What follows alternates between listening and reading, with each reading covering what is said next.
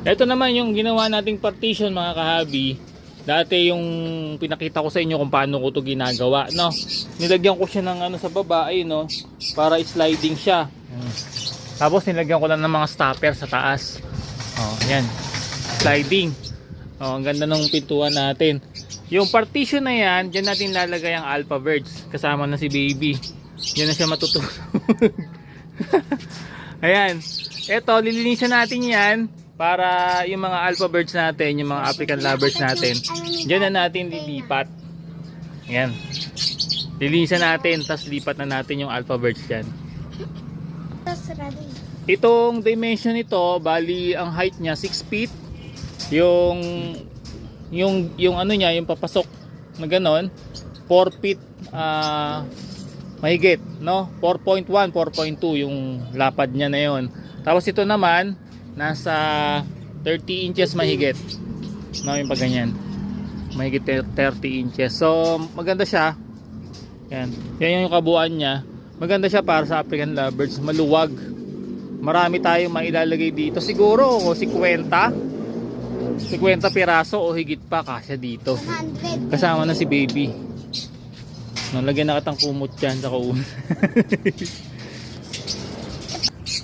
Okay, kukunin ko na itong mga dapuan, nililisan ko, tapos lilipat na natin yung mga ibo natin.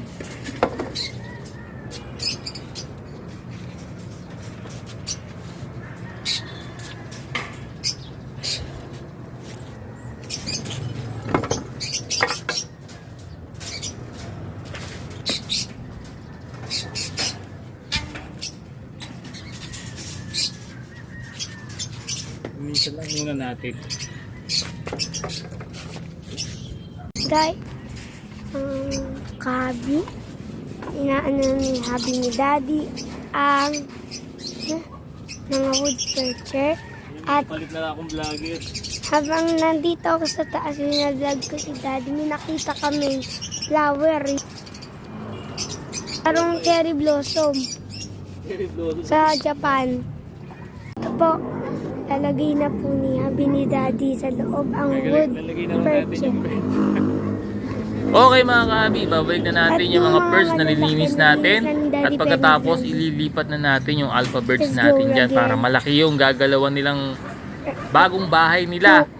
At ngayon Father's Day, binabati natin lahat ng mga kahabi natin ng Happy Father's Day sa inyong lahat. Abangan nyo po yung susunod nating mga vlog mga kahabi. Salamat po at God bless sa inyong lahat. Last one.